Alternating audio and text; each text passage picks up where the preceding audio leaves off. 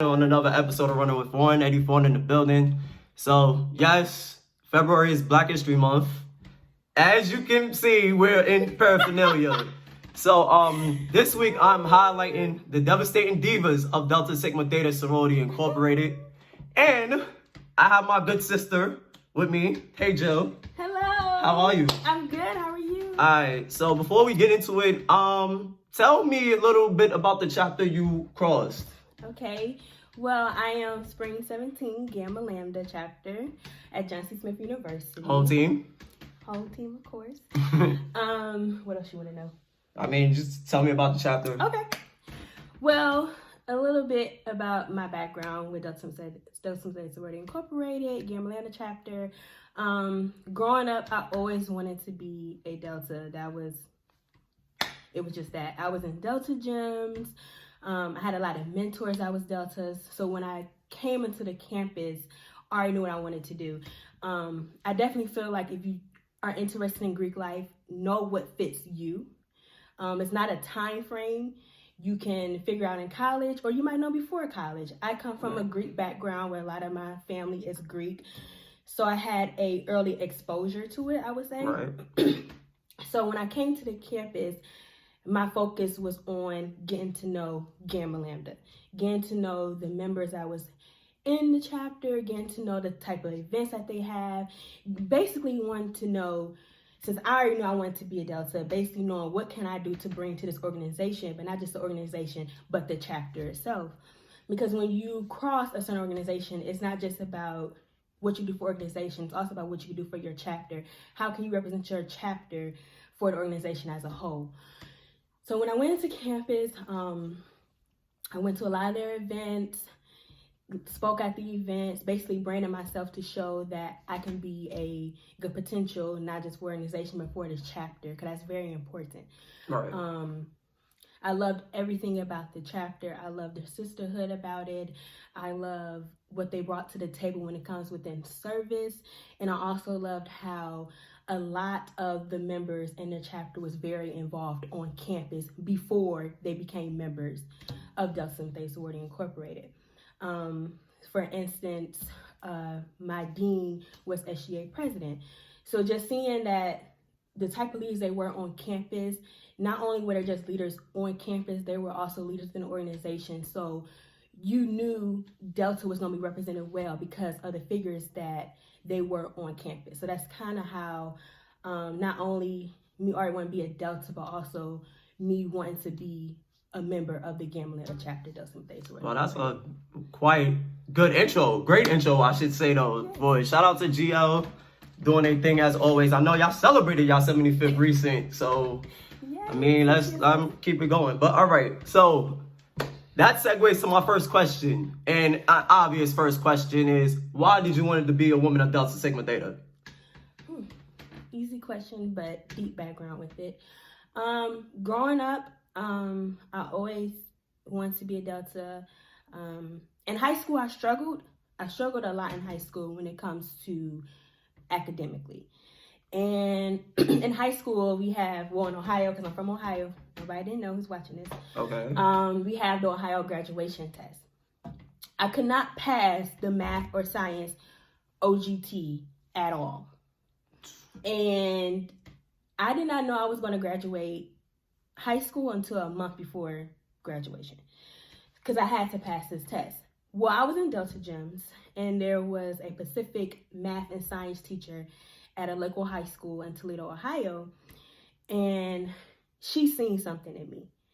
In my head, I felt like I wasn't going to pass this test. I'm not going to go to college. All my friends are taking senior pictures, getting all these scholarships, and I'm still trying to figure out what should I do in my life because I don't know if I'm going to graduate high school. So she kind of took me under her wing, and really, she could have kept it at just leaving it, being my Delta Gym mentor and just checking on me here and there. But she took the initiative to tutor me 3 to 4 times a week without paying her for math and science at her home at dinner time, fed me because I was coming after school, after dance practice. And just seeing that, knowing that she really didn't know me at all besides being a high school student as in Delta Gems in her chapter, just seeing all the potential she had in me before I could see it within myself really showed me that the type of women that they are and the type of leaders that they are. And I knew I wanted to be a Delta, but that kind of put the icing on the cake, I would say. Okay. Because she really didn't have to do that for me. Not at all. I knew that's the type of woman I wanted to be. Because I know there's girls out here that are struggling with test anxiety, which I was diagnosed with in high school. And they need that guidance or somebody that's going to give them that extra push or that extra guidance to make it through the next steps in life. Because at that time in high school, you really don't know.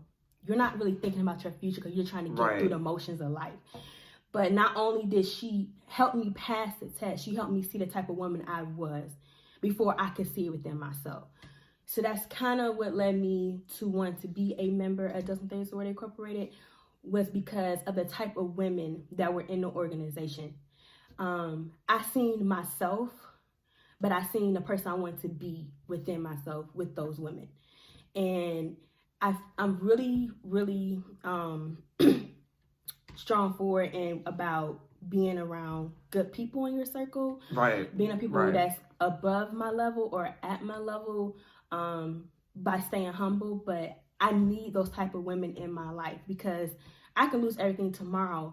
And I want to know that my circle can help pick me back up. And she really, really, really helped me with that. Like, she really helped me become the woman I am now. And seeing that shows me that it's not about wearing the letters. It's about the work you put in behind the letters to represent the organization. And that's something that I wanted to do for my youth in my city. And that's why, altogether, I feel like this was the Pacific organization for me. That's what's up, though. Like, everybody really fail to realize it's not what you do. It's not about always wearing the letters. It's not about that. It's about what can you do to help that certain fraternity or sorority.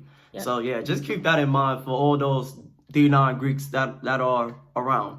So, I really come to the realization we talked off camera, right? Yep. And I know there's a lot of people that gave you and put you in the power predicament of being a woman of Delta Sigma Theta and to push you to be that.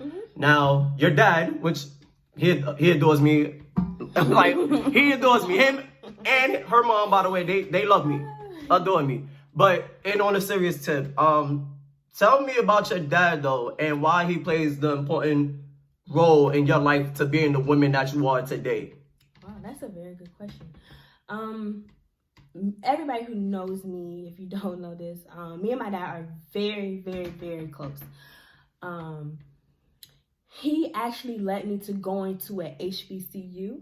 At first, due to my struggles in high school, I wasn't going to get accepted into the schools that my friends were going to. So I had to figure out what school was going to help me become the successful woman that I needed to be within my life and my future career. My dad is a alum of Grambling State University in Louisiana. Okay. And he's a member of Omega Psi Phi Fraternity Incorporated as well. And Coleman Love? Definitely. Okay. So seeing his growth as a man and knowing how he grew up, I knew that HBCUs was something I needed to be. Not just, I love all HBCUs, but I needed that smaller HBCU. Right. So that's kind of how it led me to John C. Smith. But my dad definitely influenced me to go into HBCU, saying that, look, you might not be, Ohio State might not be the best option for you. Just because your friends are going there, it might not be the best option for you. He told me to look at HBCUs. I'm just like, why do you want me to go to an HBCU so bad? And then I'll never forget this statement. He was like, I'm not paying for college unless you go to an HBCU. So I was like, okay. So now I'm going to go to HBCU because I'm definitely not going to get no scholarships with the GPA I have. And I was like, why do you want me to go to that? Why do you want me to pay? So we did our own college tour, visited a lot of colleges, and seeing the professors, seeing the community, seeing not even just the Greek life, but all the different organizations I was on campus, seeing how people come together. I just knew I needed that. I needed that extra push. I needed somebody I can lean on because I wasn't ready for college in my head, and I needed somebody to give me that extra push so I can be ready for not just college, but post-graduation as well. And I feel like my dad, the reason why I respect him so much is because he knows me. He knows the type of person I am. He knows my potential. And sometimes I didn't see that far in life. And he was thinking above.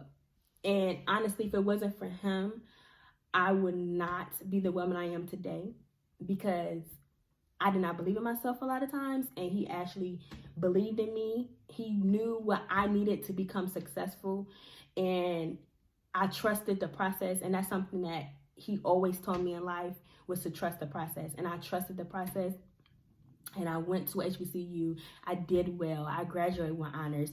I'm a probation officer now. So everything I could not see myself when I was in high school, I see now. But I don't think that I would have got that far without the guidance of my father. Right. So that's why I respect my father so much, because if it wasn't for his guidance, I don't think I would be where I am today.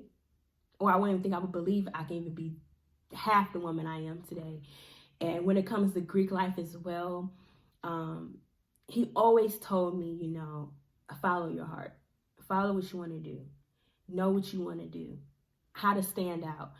Not just for organization, but just branding myself in general. And if it wasn't for him telling me how to brand myself on campus, show the type of woman I am, and doing well academically, I don't think that I would have been a good candidate for the organization. Because I did all that and trusted my father's guidance, I got the goals accomplished within academically and Greek life. And I don't think that would have happened without my dad's guidance and patience with me. Right, because I wasn't the perfect child growing up. I struggled, and he had to take that extra mile as a father to make sure I'm okay financially, academically, and emotionally. And that's a lot, especially because I'm an older child. It is. It's a lot. So I definitely, shout out to my dad. The bond is beyond Coleman love. It's something that I'm just blessed to have him in my life, because without him, I would not have anything. And that's just that. Period. Yeah. Shout out to the pops. Shout out to mom also. Even though as much times they clown on me because I'm a Sigma, but it's all love at the end of the day. Shout out to the good bros. Oh, okay. So what the next question, now switching over to GL for a little bit and whatnot. So past soror or current, what I'm saying, if you could tell me, name the one person that is within GL that really gave you, that put the biggest impact on your life.